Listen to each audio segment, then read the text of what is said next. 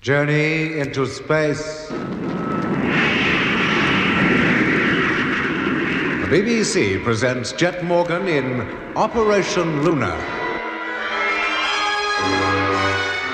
After being stranded on the moon for 14 Earth days due to a power failure, the rocket ship Luna was at last ready to make her return journey back to Earth. Then a strange object which looked like another spaceship was seen on the televiewer screen, and Jet Morgan and Mitch went out to investigate it. Mitch entered the craft and, according to him, left almost immediately when he felt the ship begin to vibrate. But when he returned to his own ship, Mitch found that he'd been in the strange spacecraft for longer than he thought, and that during that time his voice had been heard explaining that the spaceship was actually from another part of the universe and had reached our solar system by traveling through time. The rocket ship Luna took off, but before setting her nose towards the Earth and home, went into a circular orbit round the moon so that the far side could be photographed. Hey, Jet, come over here. Look at this. What? Directly below us now. Biggest crater I've ever seen. It's about twice the size of Copernicus. Yes, I can see it. It's crammed full of little craters. Tiny ones, in regular lines. Yes, there's a tendency for craters on the Earth side to form lines of a sort, but not like these. These just can't be natural. I'll say they can't. Those craters are moving. Yes, they're leaving the ground. They're not craters at all, they're ships. Just like the one that landed near us. Dozens of them. And they're coming up here. They're coming up after us. Good heavens, I think they are, too. Isn't there something we can do to get away from them? Turn on the motor or something? Not while we're on this side of the moon. Not until our nose is pointing towards the Earth again. Blimey. Well, they're keeping their distance at the moment anyway. Look at them weaving about like aircraft. Yeah, except there's no air for them to fly in. How can they do it? Well, search me, and I'd give 5 years of my life to know. Keep working that camera, Doc. Get as many pictures as you can. You bet. They're going to get the surprise of their lives back home. A whole fleet of spaceships based on the other side of the moon. Hey, they're getting into some kind of formation. Yeah, now why should they do that? Maybe they're going to attack us. If they are, there's nothing we can do about it. We've no weapons, nothing. We can't even take evasive action. We better call up control and tell them about this. Use your loaf, Mitch. It'd be a waste of time. We can't be heard with the moon between the Earth and us. No, still directly below us. Same height, same speed. And in a circular formation, like a ring of toadstools. How long have they been following us now? About 50 minutes, but we've nearly completed the circuit. Stand by to cut in the motor. With luck, we'll get away from them. Okay. Now get onto your bunks and strap yourselves in. Okay. Wonder how our friends below will react when they see us make a beeline for Earth. We'll soon find out. Let me know when you're all set. All set. Okay. Okay. Then cut in the stern televiewer, Lemmy, and switch in forward view. Televiewer, forward view, on. There it is. There's the Earth. Almost directly ahead. And very welcome she looks, too. Position, Lemmy. Coming into center, 5 degrees. Doc, stabilizer. Stabilizer.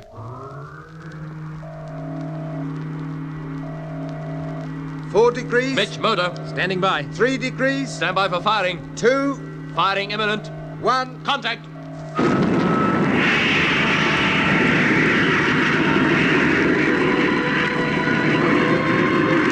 Speed 3,300.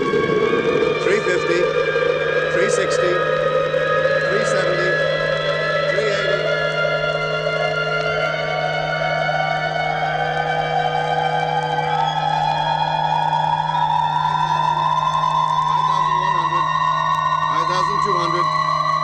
380. Cut the motor.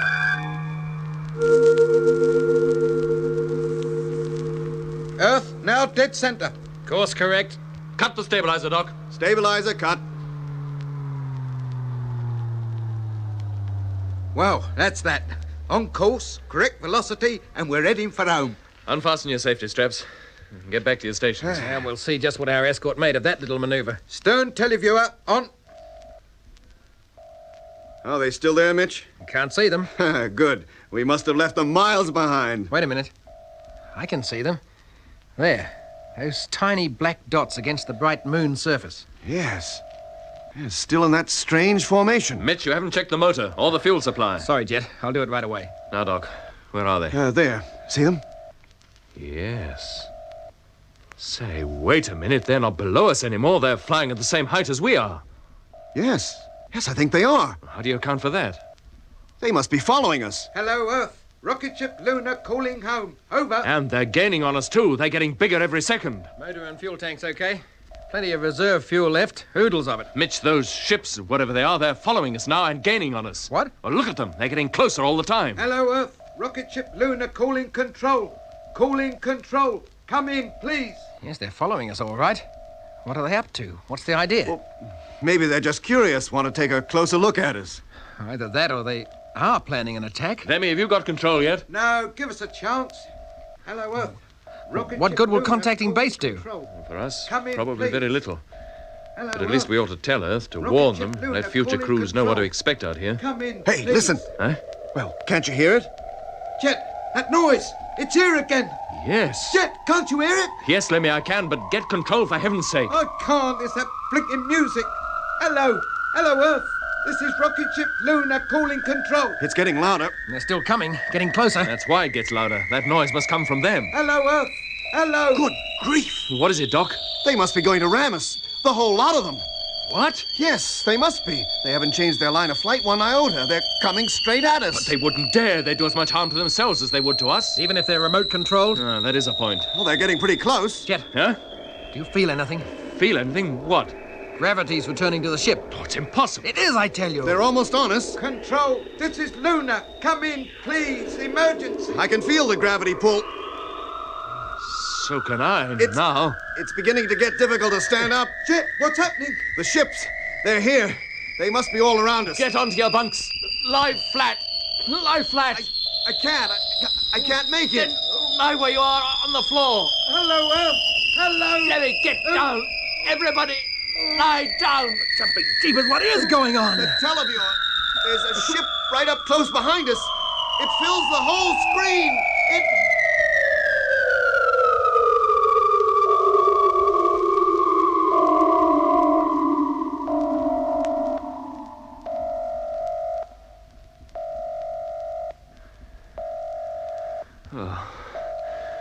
Oh, what happened? Doc. Mitch, Lemmy, can you hear me? Yeah, I can, Jet. What happened to us, Mitch? I don't know. Oh, how do you feel? Oh, crook. Real crook. Yeah, me too, but the pressure seems to have gone now. I blacked out. Yeah, so did I think. Doc, Lemmy, you all right? Lemmy, can you hear me? They're out, Jet. Flat out. Unconscious. Hey, can you get up? I think so. Oh, Oh. Lemmy's waking up. Lemmy, Oh. are you all right? Are you hurt? Oh, Jet, leave me alone. Oh, I feel shocking. We all do. The ship must have accelerated. I don't know how, but that's all I can think of. Hey, Jet, Doc's coming round. How you feeling, Doc? Doc, you all right? Look, we better get him onto his bunk. Help me lift him. Oh, I feel like I don't care if I die. Get onto your bunk too, Lemmy. Don't lie there on the floor. Yes, Jet. If you're feeling up to it, Lemmy, you might give us a hand with Doc. Yes, Mitch. Hold on. I'm coming. Just stay put until you feel better. Thanks. You feeling better, Lemmy? Yes, a bit. Then stay with him. As soon as you can, try to raise control. Right. Come on, Mitch. See if we can find out what happened to us. We'll take a look at the televiewer first. See if those things are still out there. It's truth. What's the matter with it? It's gone crazy. The tube must have gone. No, Mitch, I don't think it's that. Then what is it? Why don't we get a clear picture? Why doesn't it keep still? It is a clear picture. Huh? Those points of light traveling from the top of the frame to the bottom are stars. Stars? Yes, Mitch. The ship is spinning, turning head over heels. If it wasn't for the stars flashing past us on the screen, we'd never have known. But how did that happen? What set her off? I don't know. But we've got to steady her, get her back onto an even keel. We'll never find our position or anything else unless we do. We can use the flywheels as counteraction. Yes, but they're so small it'll take a long time before we're steady again. What do we care, so long as we can stop her turning over like this? Well, put in number 1 for a start. Yes, all right, yeah. Then switch her on. Number 1.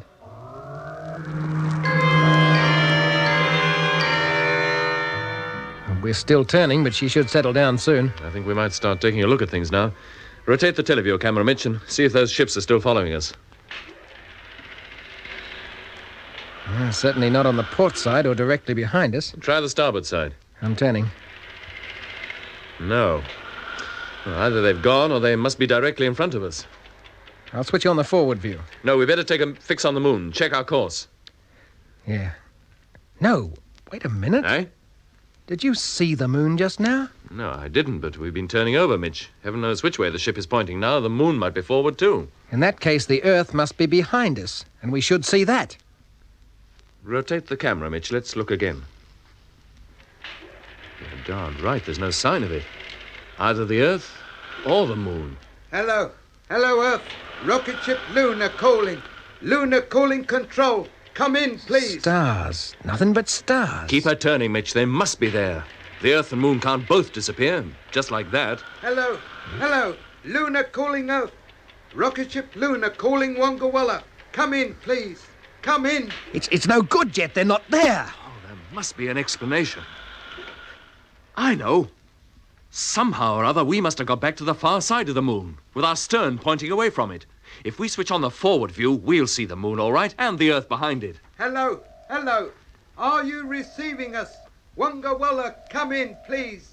We need your help. Well, there's the forward view. Not a sign. Rotate the thing, Mitch. They can't be in line with the camera. Hey, Jet. Jet. What is it, Lemmy?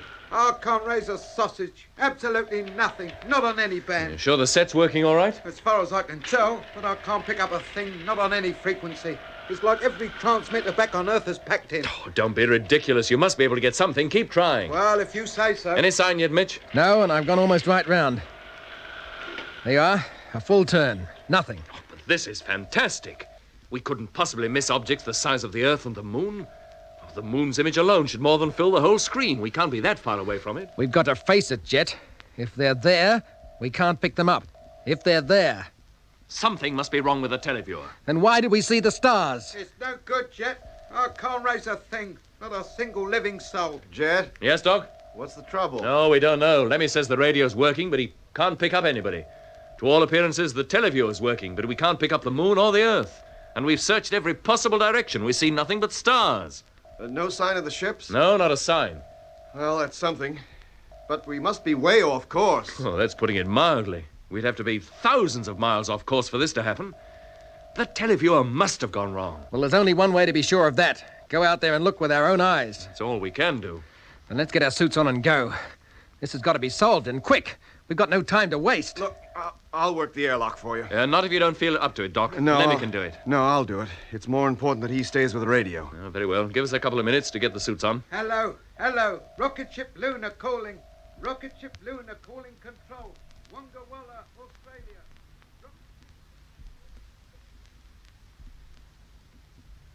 Okay, Doc. Close the hatch. Hatch closing. Now fastening helmet. Over to intercom. Helmet fastened. Mine too. Somebody please come in, wherever you are. All right, exhaust the airlock. Exhausting airlock. I don't care if you don't speak English. Suit inflating. Suit inflating.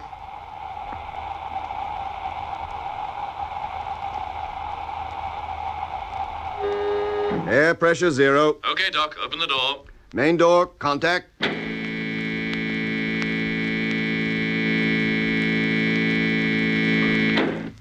Now leaving ship. Check. Fastening safety line. Now walking up side of ship. Now fastening safety line. Walking up side of ship, behind Jet. Can you see the Earth or the moon? Not yet. Haven't got high enough to get a good view, but I'm nearly there. Now. Well, Not a sign. Can you see them, Mitch? No, Jet. They're not there. then they must be underneath the ship.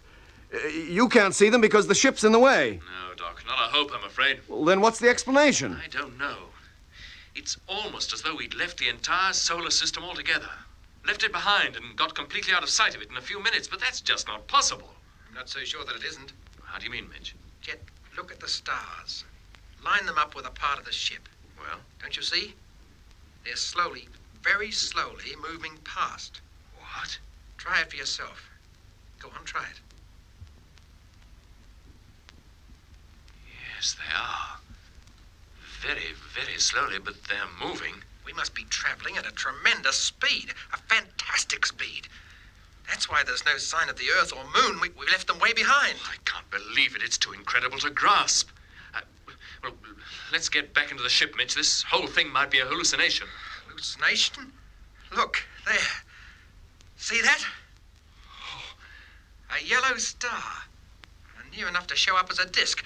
Did you see anything like that on the way out from Earth? We couldn't expect to. We can't get anywhere near that close to a star, even the nearest star. Can't we? Well, that darn thing's close enough, isn't it? Good heavens! The sun! The sun? Of course! And we're traveling away from it. That's why Lemmy can't pick up anything on the radio. We're out of range. Take it easy, Chet. It might not be the sun. We don't know. Hello, Doc? Yes. We're coming back into the ship. It must be a dream. All a dream. We'll wake up soon.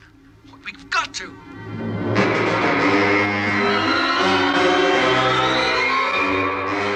And that's the position. There's no sign of the moon, the Earth, the sun, Mars, no sign of the solar system at all. But unless we find it and get back to it, we're done for. One of those stars out there must be the sun. And how do we find out which? Well, by the constellations. Yes, that's it. If we could recognise a few star groups, we might deduce our position from them, and that would give not us... a hope, Lemmy. Look at the screen. Look at the stars drifting by. Thousands of them. Can you pick any given constellation out of that lot? Well, I can't, no, but I'm only the radio operator.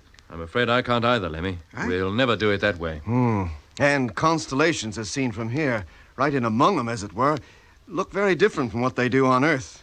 Virtually unrecognizable. Look, even if we did get our bearings, how do we take the ship out of the course she's in now and put her in the right one? With a motor and the gyros. Rotate the ship until the nose is pointing in the right direction, and then turn on the power. Look, at the speed we're travelling, I don't think cutting in the motor would make any noticeable difference, even if we used all the fuel in one burst. What, you mean, we haven't a chance? No hope at all? Not of getting back home. Not even to the moon? Oh, I didn't much like it, but it would be better than nothing. We could at least see the Earth from there.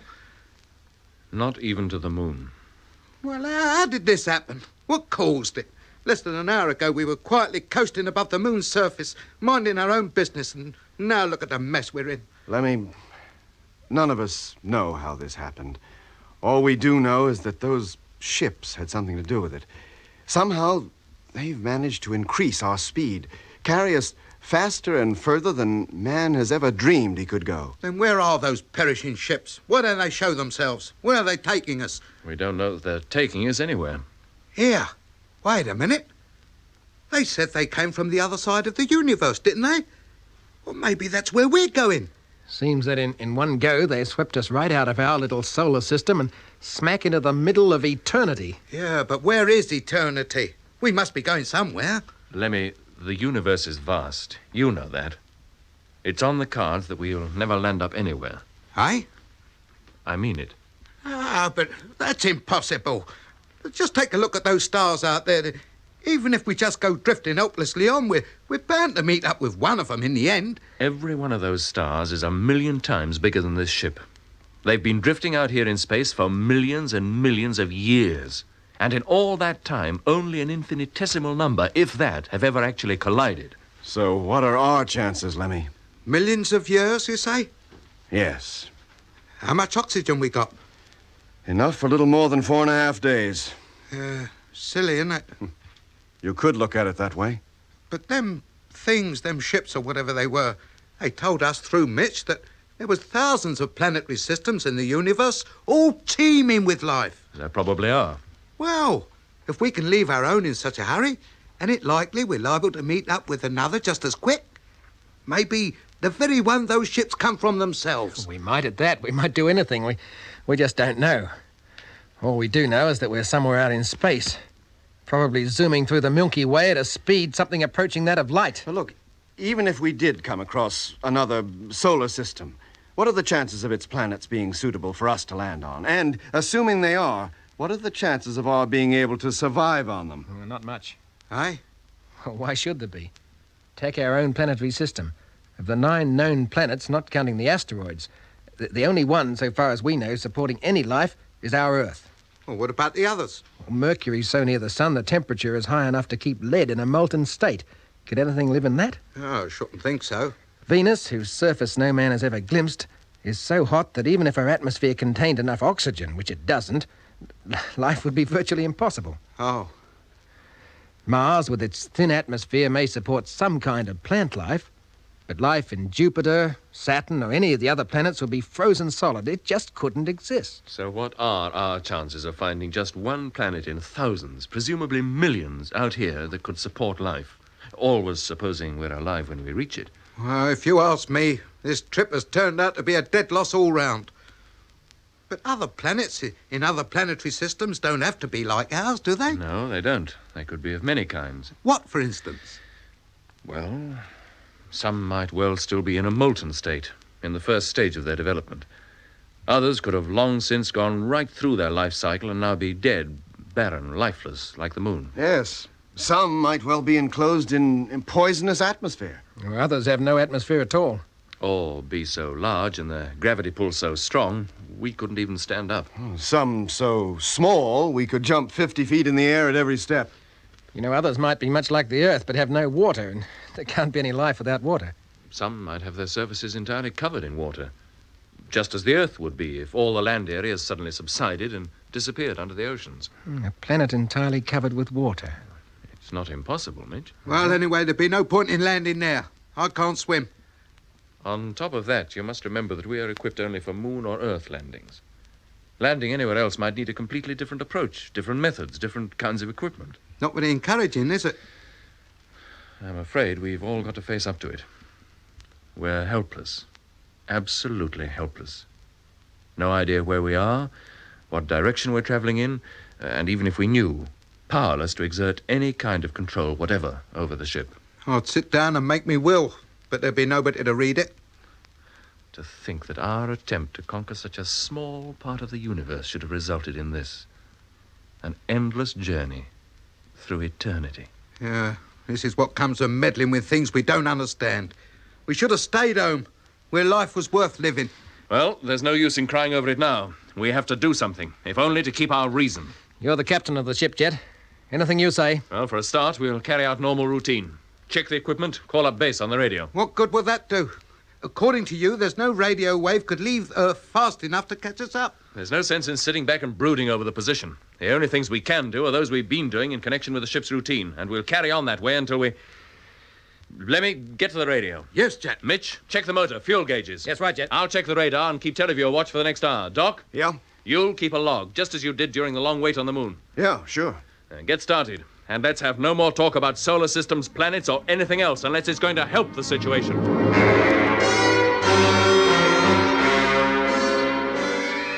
November the 21st, 1965, Earth time. It is now more than 2 hours since we found ourselves in these new and frightening circumstances. How we got here, what really caused it, we shall probably never know.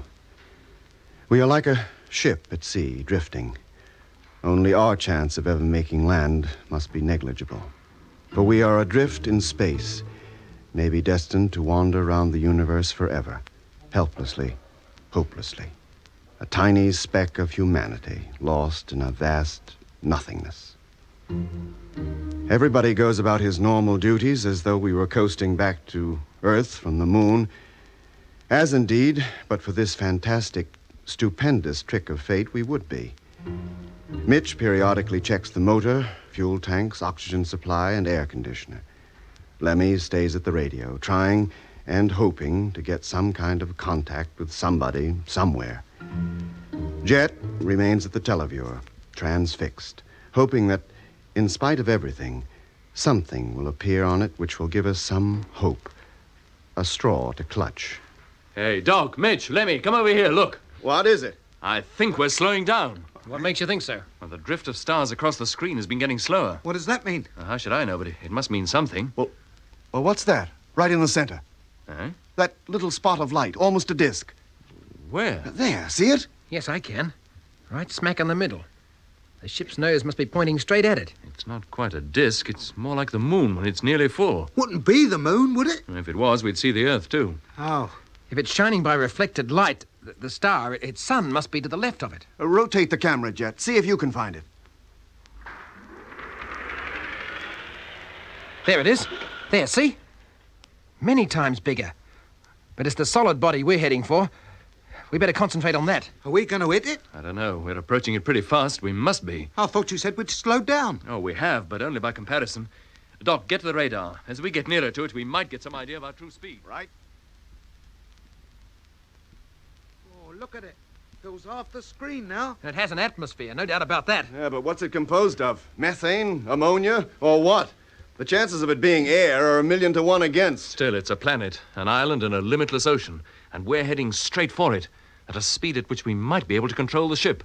It's a chance in 1,000,000, our only hope. You mean you're going to attempt landing on it? Well, why not? If we're going to die anyway, it might as well be on that, whatever it is, as out here in nothing. But it's so far away from home. No further than we'll ever be. This is our one chance of survival. But we've no idea what's on it, who's on it. We might even be wrecked and end up as a sort of a space family Robinson. What do you say, Mitch? Shall we try it? Now, wait a minute, Jet. Think what you're doing. We haven't much time to think. An hour or so, and we'll either have crashed into it or passed it by. It'll be too late to make any decision then.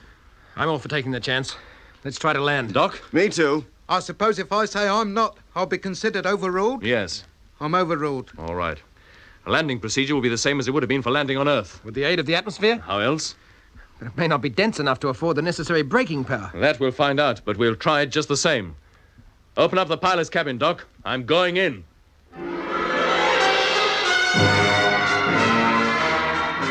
You've been listening to Episode 6 of Journey into Space with Andrew Folds as Jet Morgan, Alfie Bass as Lemmy, Guy Kingsley Pointer as Doc, and David Williams as Mitch.